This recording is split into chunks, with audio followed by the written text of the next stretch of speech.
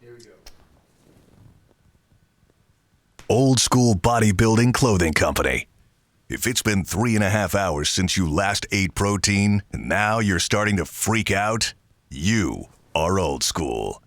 If watching someone sit on a hammer machine for 5 minutes between sets playing with their phone pisses you off, you are definitely old school.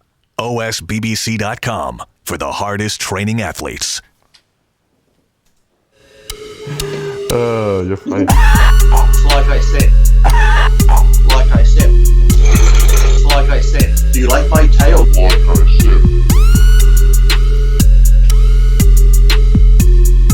said. Welcome back to Iron Rage, where today you're going to get 2 Aussies for the price of 1. That's right. Not only am I joined by Lee Priest, but we have another Aussie here, Guy Grundy. Welcome to the show, and thanks for joining us. G'day, guys. How are you? G'day, mate. G'day, mate. G'day, mate. G'day, mate. We'll just sit here like that show, dude. G'day, mate. G'day. Now, hey, Dave. I did an appearance with Lee Priest, and this is how Lee Priest. So, Lee Priest is Lee Priest to everyone. It doesn't matter what color you are. It doesn't matter what country you come from. He's gonna hang shit on you. So I'm doing an appearance with him. We're down Venice Beach, and I've had shoulder surgery, and I'm real small, and of course I'm depressed. And yeah. Lee's just fucking thinks it's the funniest thing in the world that I look like a fucking tennis player. He goes, "How's your backstroke going, buddy?" That kind of thing. Hey. And I'm totally there going to everyone coming up to me. I'm near Lee, so I'm getting all Lee's people. They see Lee, and they just probably don't even know who I am, but I'm like, "G'day, mate. G'day, mate. G'day, mate." And then Lee looks at me and goes, "Mate, it's a little bit of overuse, don't you think? Come on." Well, Lee, I like to see if people are down. I like to rise them up and give them that confidence. You know, it's like. Guy told me a story before we got you on. He said that when I guess in Venice, you guys were living in like the same apartment complex or something like that. Do you remember the story, Lee? Is that the one on Venice? Yeah, this was on. Is that the one on Venice Boulevard? Yeah, I was staying with Joanne Lee for a little bit, and you Yeah. were living there. You were training with Paul Dillette. You would sit down in the Hummer, and I think David Hughes was with you this time. So I haven't met Lee. I'm just over there. I'm a huge fan of him, and I'm walking through the corridor after. I'm the laundry boy. I'm doing the laundry for everyone. So I'm walking along, and I hear, "Hey, mate."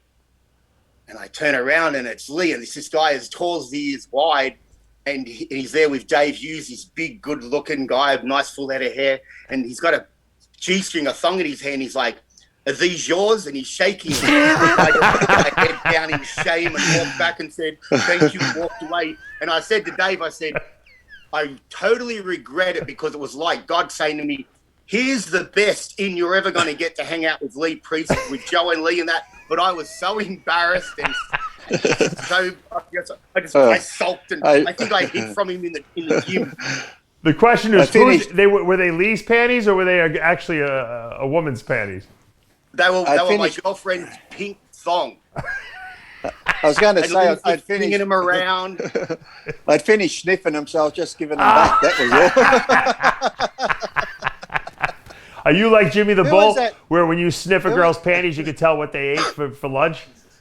Yeah, who was that other girl? Who was the other good bodybuilder? Was it Sarah, who Joanna lived with? The English one? Yeah. Was that Yes. name Sarah? I know who you mean. I can't. She was very good bodybuilder. She was stocky and really sort of muscular. I think was it Sarah or something? I can't remember.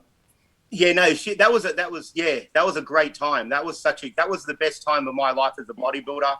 Just because you'd see Lee, you'd see.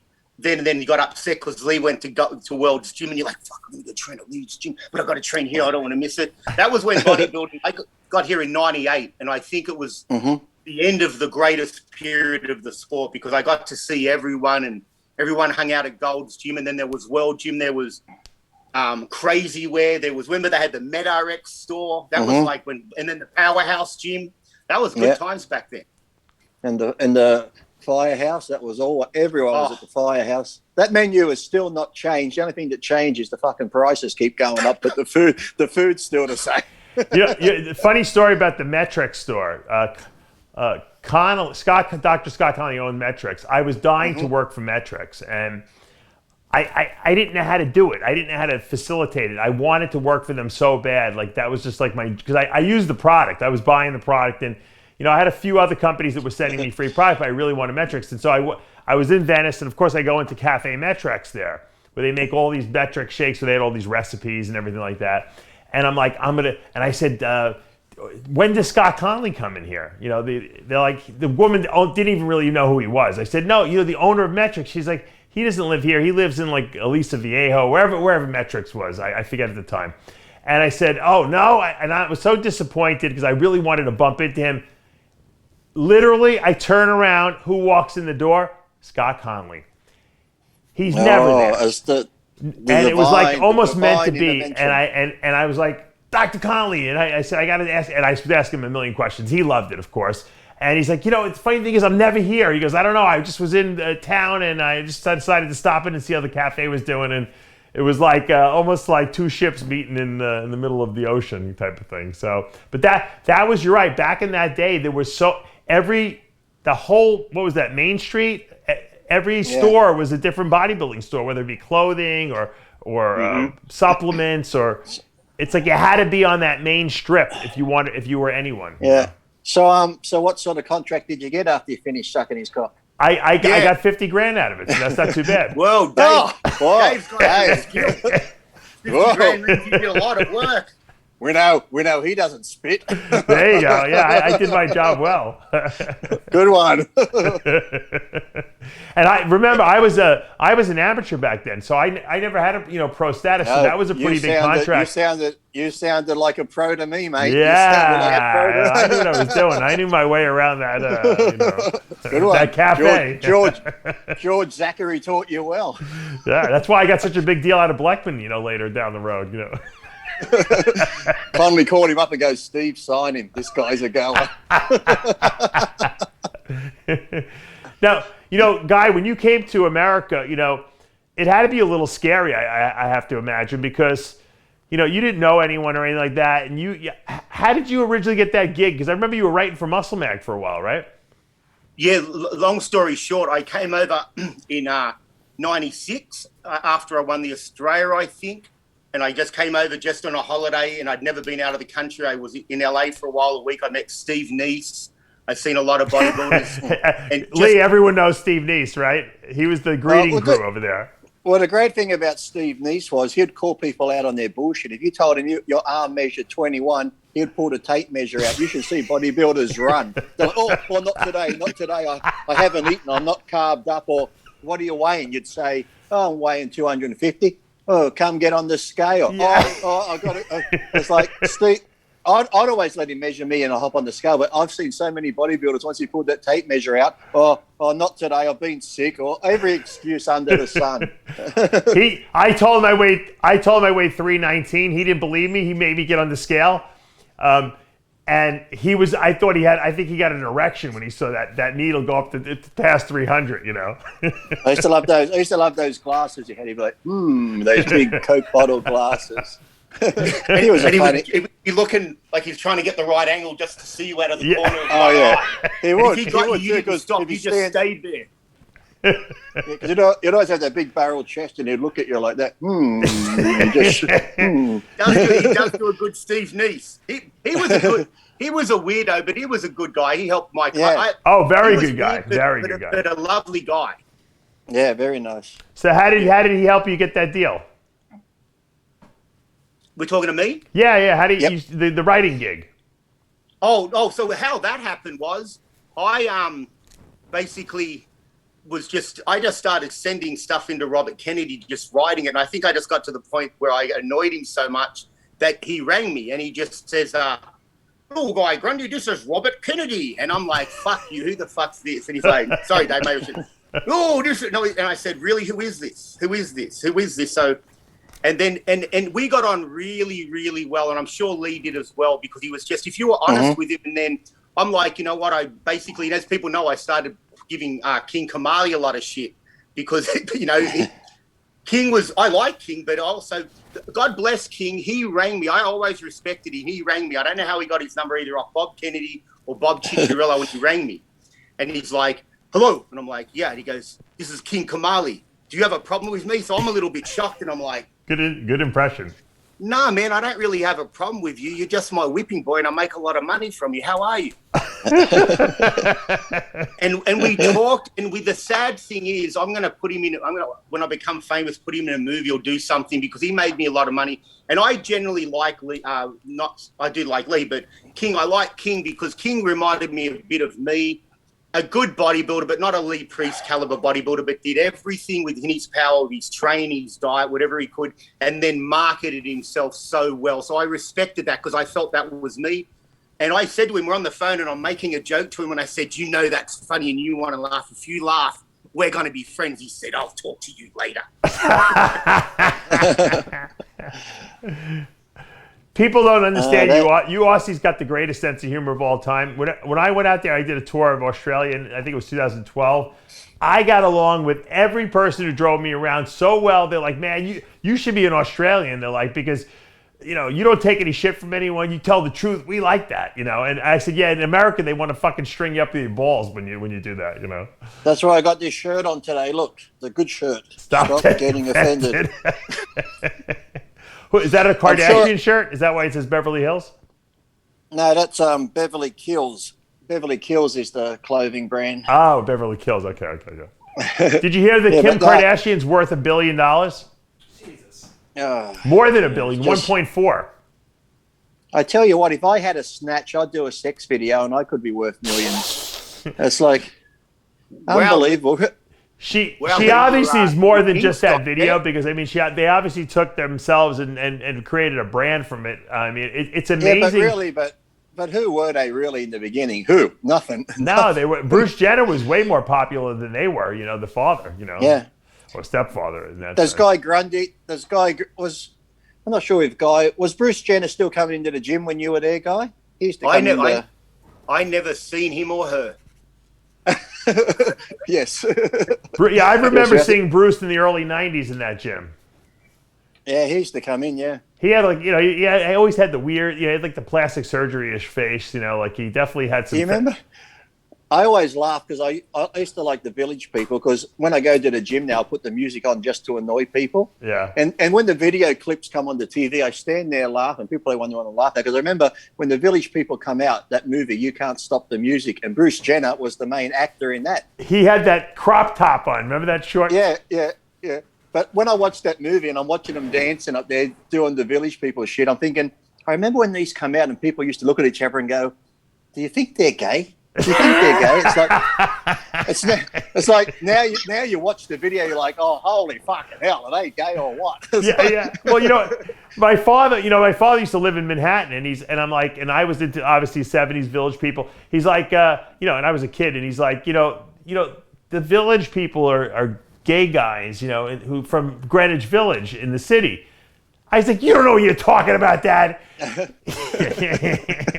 Damn, man. One's a construction worker, one's a policeman, one's in the Navy. One's an Indian. I don't know where the Indian came from, but yeah.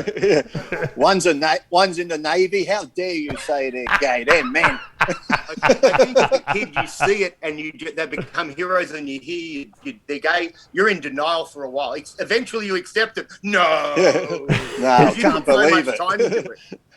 But now when you see that Mikey up there in his chaps, you're like, how did I not see that? How did I not see it? Lee, do you do this, Lee, when you just know when I love social, like Facebook, kids that I went to school with, and I'm added to these groups, I'm like, I bet he was gay. And I knew it. I knew he was gay.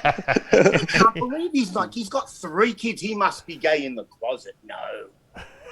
Mm-hmm.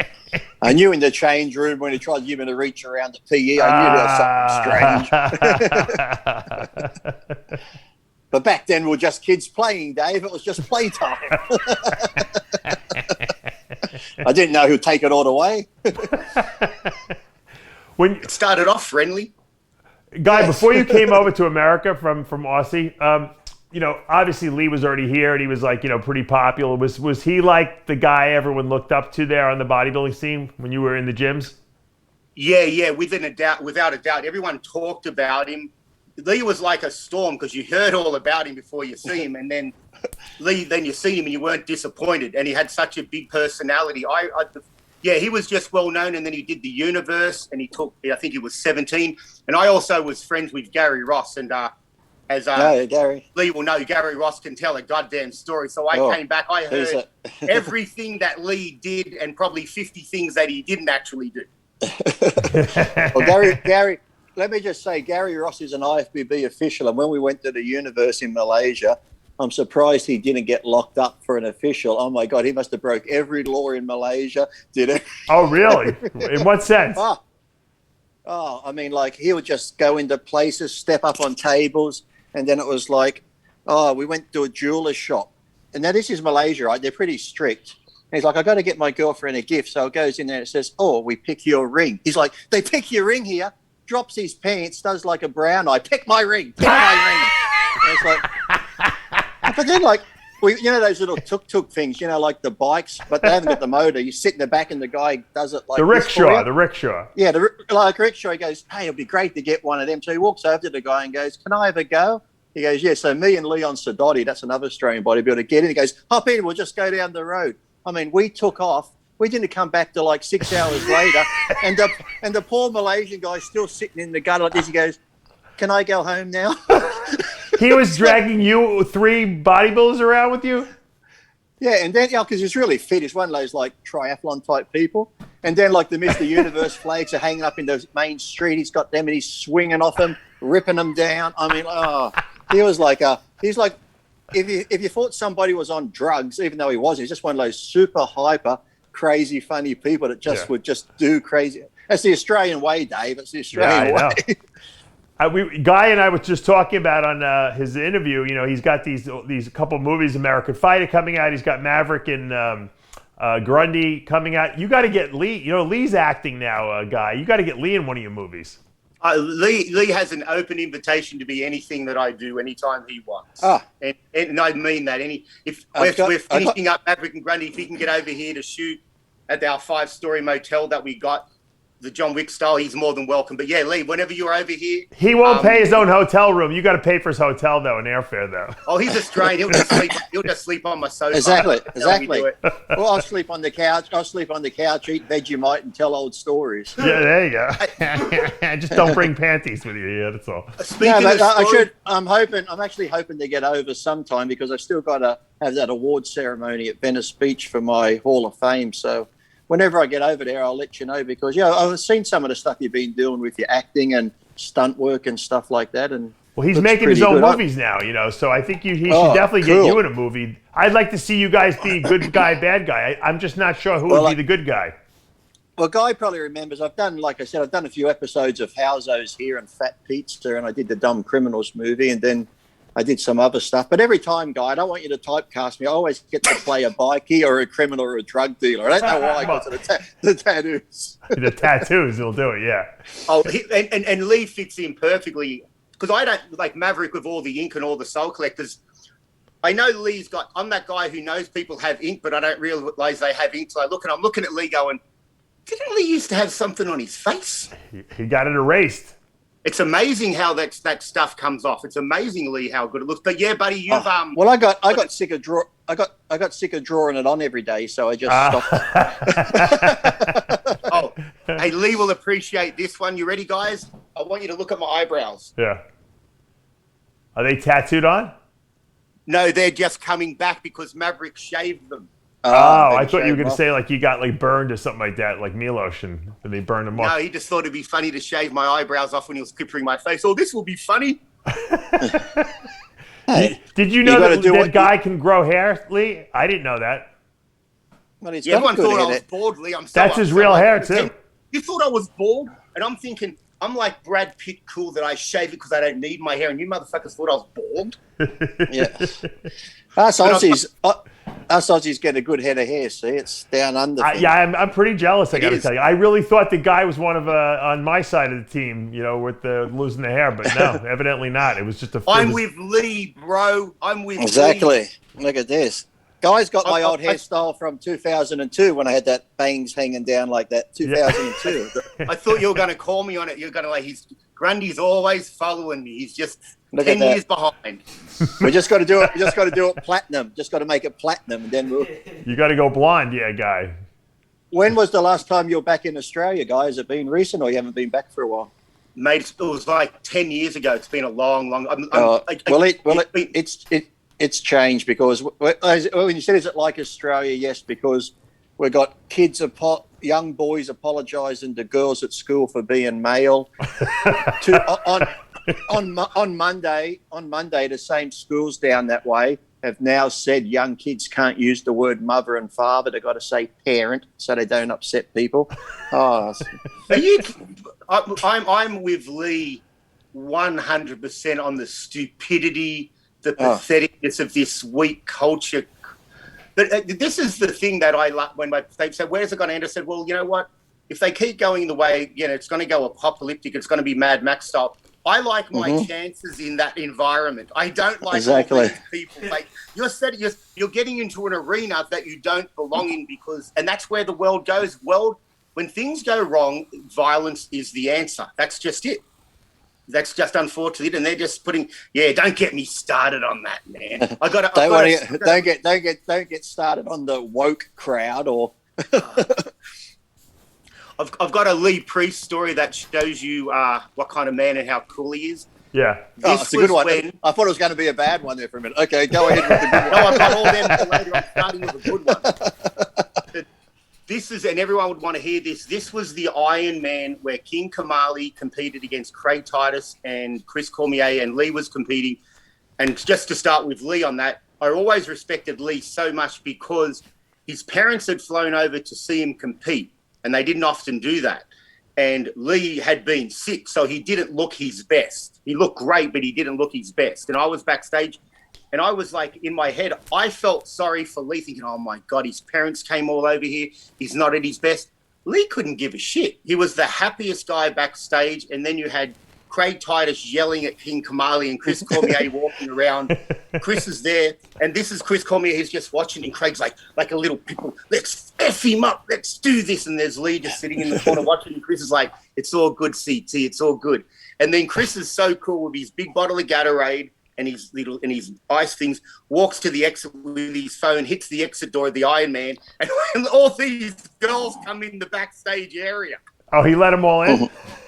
Yeah, he just let them in there, walked up on stage, and so I always, because for me, if I was in Lee's position, my personality I would have been a little bitch backstage. I would have been moody. I would have been angry because I wasn't at my best. It just impressed me how, in a genuine thing of what kind of guy he was, because you see what a person really is under certain circumstances. You can be cool and funny when things are good, but to me as a bodybuilder, your parents have come over, you're a favourite. He still took 4th or 5th, but mad props to you. I was always like, wow, that's Oh, thank you. I wish I could be like that.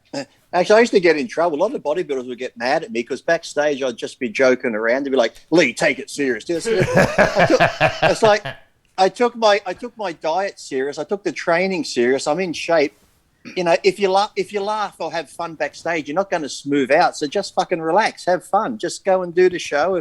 If you're in shape, you're in shape. But no, they got to be like this angry type of, I got to be serious. I got to be hardcore. I can't smile back here. I got to be miserable. I'm like, yeah, whatever. I think that was the same time too at that contest, because when Craig and Kamali were going at it, Craig, I remember, because I got some off him because I figured, I'm not in that great shape anyway. Craig had a bag of cookies and he said, Lee, do you want some? And I went, yeah, I'll have one. And he turns to King and goes, do you want one? At the same time, King took his shirt off. He goes, oh, fuck, you better not have any. You don't look good. And he just, but then the following week at the Arnold, Craig's telling me he missed his peak at the Ironman. And then King started pacing back and forth, like getting so fucking worked up. At the Arnold, we're backstage and we're pumping up, and Craig, stirring him up again, looks across at him and goes, hey, King, did you hit your peak this week? And King doesn't talk, and he takes his shirt off. Then Craig looks up and goes, nah, you fucking missed it again. And then King's just fucking getting orders through like just anger. Well, you know what Craig would do, for people who don't remember, is they would hate each other so much that Craig would go out on stage and stick his stomach out, right? No. Kamali would do that about Craig. Kamali would walk around with his stomach out to try to imitate Titus's stomach hanging out, and then Titus would do this like the robot thing that Kamali would do, like to make fun of him. It was actually very entertaining if you were in the crowd. Probably not for those guys though. Hey, I've got to tell another story on that, which just blew me away. I'm good friends with Chris Cormier. So he's retired, he's done. I'm going over his house, we're smoking a joint. I walk in, and Chris, as you know, is the most chilled person. Looks like nothing worries him. So I walk into his house, and he goes, Grundy. And he was so upset about you because you beat him in a show in Australia, and there's no way you could have won it. Oh, that one. And he was, and I'm just going, wow. And then I'm like, yo, Chris, remember when your car got lifted on bricks and they took your rims? Were you upset? He goes, I was devastated. I said, you had no idea, man. You really played it off well. But he was like, I was just like that, like Chris, nothing annoyed him, but he's like, yeah, there was politics. Lee was off. He shouldn't have beat me. He's this tall. He loves you. But it was just funny, like it was something in his claw that he had to get out. I was like, man, and that's when you feel better about yourself as a man, because you're going, oh, thank God, because I'm still going, there's no way that guy should have beat me in New South Wales country. He had no legs. Well, it's funny because when Chris came down to that show, because the week, I think it was 2 weeks before, was the Arnold, and I heard Chris saying, I'm just going to go down and take it easy at the Australian, because he'd won it 3 times before, so he's thinking he can relax. And Chris, being Chris, was hanging out with some girl and stuff. So I went down early. I got in the best shape I could be in. Chris finally, because of his dicking around with some girl and that, he gets in the day before, so he's holding water. Yeah. So when I beat him, he's like, this is bullshit. The judges are racist. I said, Chris, you've won it 3 times before. He's like, you only won this show because you're Australian and the judges are Australian. I said, Chris, I live in America. I said, welcome to my fucking world. Yeah, I said, exactly. when I go to the American shows and all the American, but then that's the same thing at the San Francisco when I won it. He was second, Dexter was third, and that. And he's backstage. He just sees a bit upset. I said, Chris, man, you look great. What'd you weigh for this show? He's like, 260. I said, you got beat by a guy 199. He's like, fuck you. I get on good with Chris. I speak to him regularly now. But you know what, Lee? You at 200 pounds at your height was incredible. You know, you didn't even need to weigh more than that. That's the amazing thing. People don't realize that. People ask me at the San Francisco, like, what'd you weigh? I said, what do you think I weighed? Everyone had me about between 230 and 240. I'm like, I weighed 199. Where do you get 230 from? They're like, well, you looked it. Yeah, because you actually looked better when you were tighter, and because you were freakier. Your proportion, I think. They were funny. What did you weigh when you won the universe?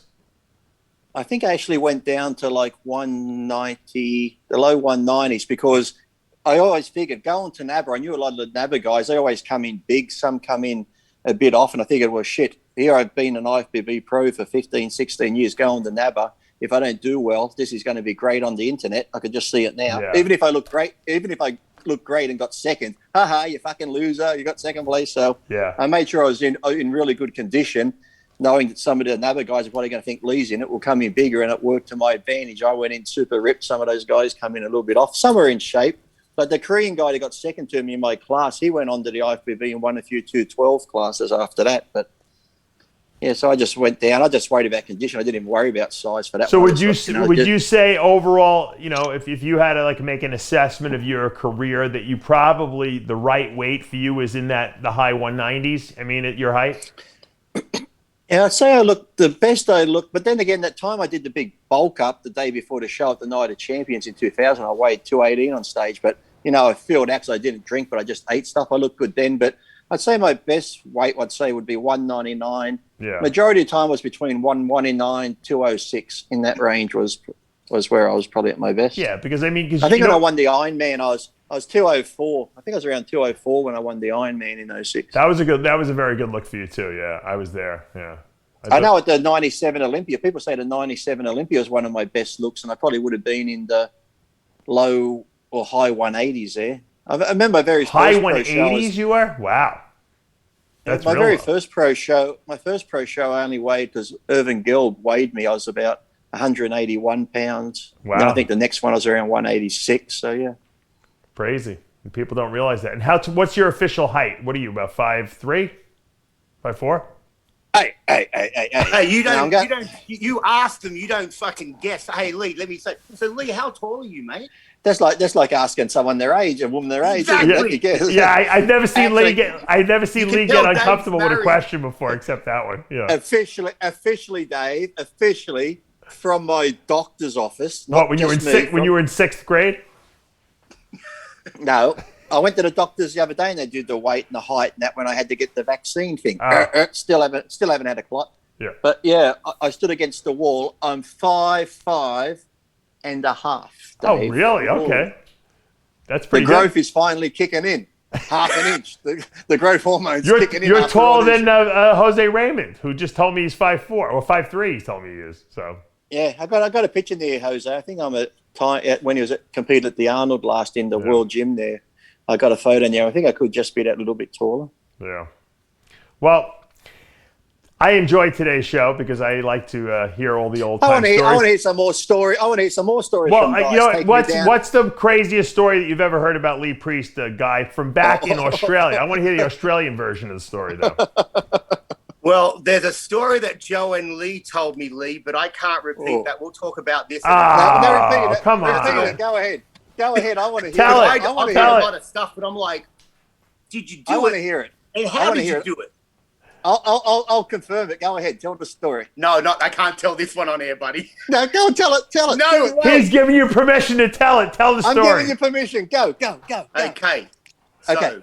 Oh, well, all right. So it involves a woman and a woman body part and quarters, multiple quarters. No, look, It's true. That's true. 'Cause I had to remember how many I put in so I could get them all back. Finish the story. Let's go. I know the story now. When you tell a Lee Priest stories, there's varying degrees, but when they're real bad, you're like this. That's true. Yes, because I don't know what I went for. Because I think at that one of the places I think that place didn't have the coin operated machine, so you'd go and get all the coins rolled up in those little things. I think there's like 15 in a roll. So I thought, let's play slot machine, and I put them all in her, and then I had sex with them in there. Like sometimes you got to be careful while you're having sex because once the quarters hit the old fella, it feels weird. And then I think, okay, once the sex is done, I got to get my fingers in and get them out. And I'm like, how many did we put in? And I'm like, 1, 2, 3. I was still missing one. Let me go back in and have a look. So was one still MIA after it was all said and done? No, I got them all because when we went to the store later, I was 25 cents short. I said, can you just drop your pants? And like, the quarter's still in there. I'm sorry, Dave. I was like a boxer throwing out a little lazy jab, hoping to come over with the right cross. He's just come over and given me the Aussie headbutt. Lee's like, come on, the parking meter's running out. Just give me that quarter. Yeah. Just got hit her on the back of the head and it fucking falls there. Oh my Hey, God. I forgot all about that. I'm glad, guys. Here's bringing back good memories. What else you got? This is great. I'm going to write these down so when the wife gets home today, I'm going to have some ideas. Do you want to play poker machine, honey? Just put your arm like this, and I'm going to put it on. Pull your arm down and get your eyes rolling. See, the difference between me, when I think of a roll of coins, it's to punch someone with. Lee's got a way better. Did you ever move up to silver dollars, Lee? Lee?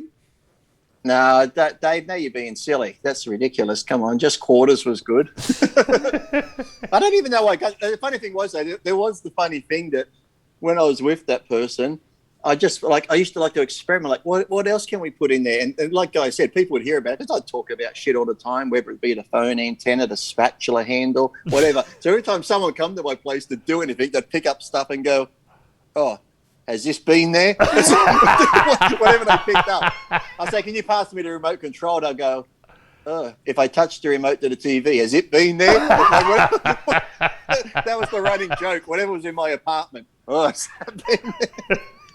One thing I'll say about Lee, he was totally on the Craig Titus level of having all the hot chicks. But Lee didn't brag about it or anything. But yeah, you'd see Lee, and then you'd just be like, "Where's the hot chick?" And then half of them I'd be like, "Oh, that's this chick in the magazines and that." And then you'd shack up with them. He would have made, he'd be engaged to all of them though in 10 minutes, you know. I was a lover. Couldn't help myself. They were actually fun. They were fun days. They were fun days. I remember when some of them were just nice to me. I didn't even really sleep with them. They just wanted to hang out, and they'd say, "Lee, what are you doing?" I say, "Watching TV." They're like, "Well, can I come over? I'll bring you kookaroo chicken over for dinner," and they'd come over, bring me dinner, and then go home. So I was getting free meals more than anything. That's great. Kookaroo. Lee, what was the place where it was the second best pancakes I ever had? And it was like when you competed at the Ironman. It's in Long Beach. There's that on Pacific. There's a place where all the bodybuilders. It's closed down now. Do you remember what that was? I've seen you there. You've been there. I remember you walking in there. In Venice Beach there? No, this was like when you compete towards Long Beach and you drive down to Long Beach on the Pacific Coast, and all the on a bodybuilding show it was some bodybuilders did not even go to the show. They just wait there for Lee and everyone to walk in and eat their food. What do you remember? Pacific? I do remember what was it? Because I do remember the pancakes. Yeah, everyone would go there. I don't remember that place. That's I never went there. It was like it was almost like an American diner set looking place. Yes. It was down near Redondo Beach. Yeah. I drove down there we used to go there. I finally got what was the place? I got $20. I got $20 of gas money to get there. What was that place, Lee, on Main Street? It was like almost when you get to Santa Monica. Wasn't there a pancake place there too? People went to. Oh, that was the Firehouse. No, not the Firehouse.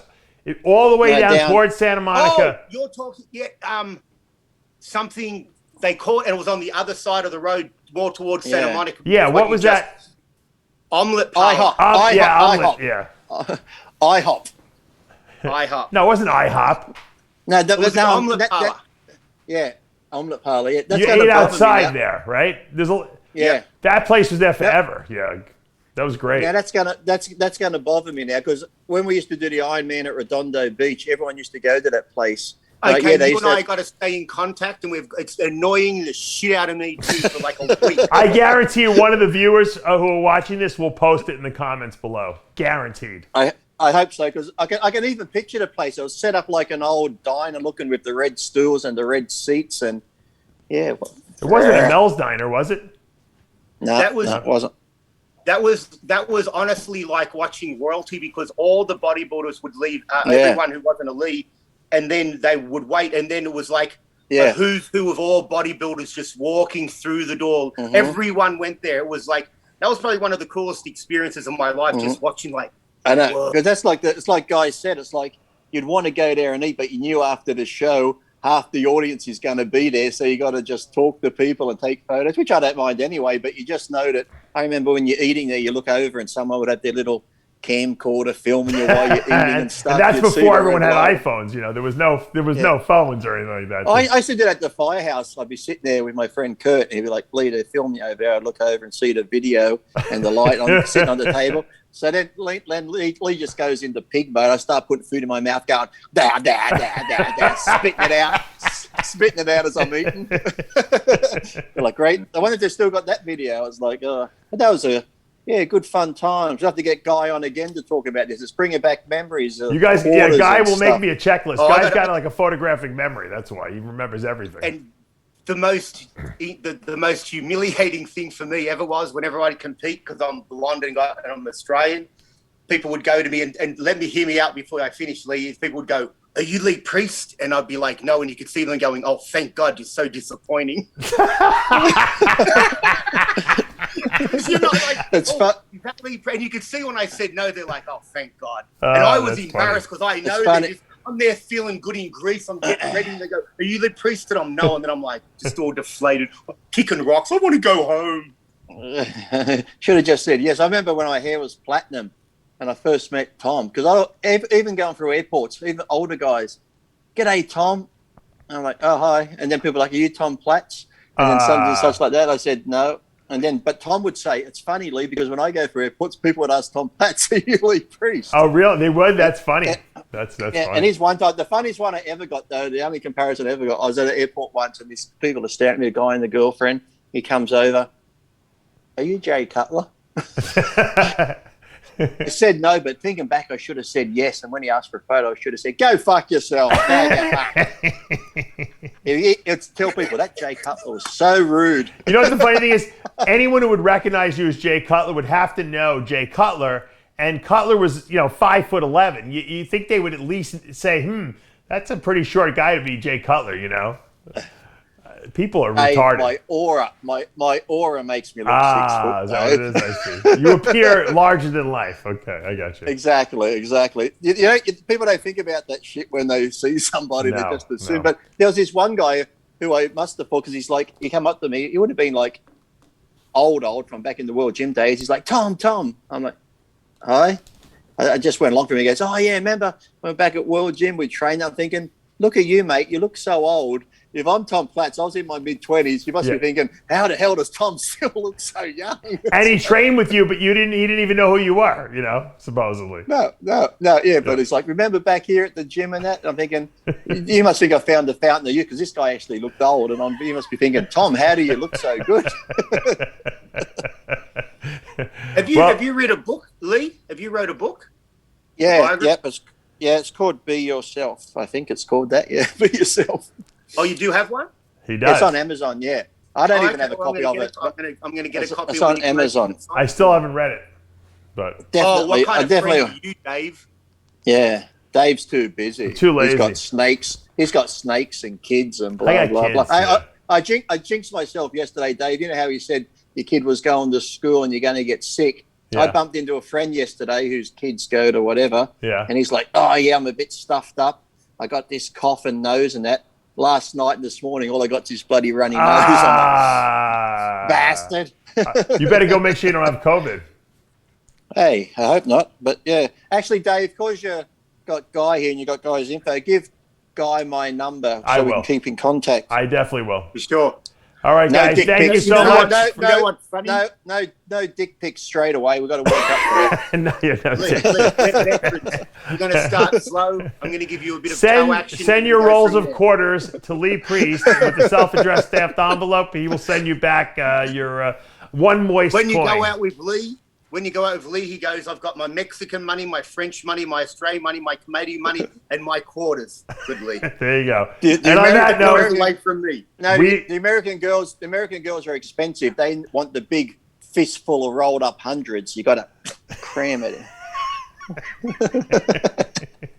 All right, don't demonetize us. On that note, we are out of time. I'm Dave Palumbo with 2 Aussies for the price of 1 today. Guy Grundy, Lee Priest. We'll see you next time. Bye, guys. Dave's out of time and I'm out of quarters. That's right. That was fun. That was fun. Thanks.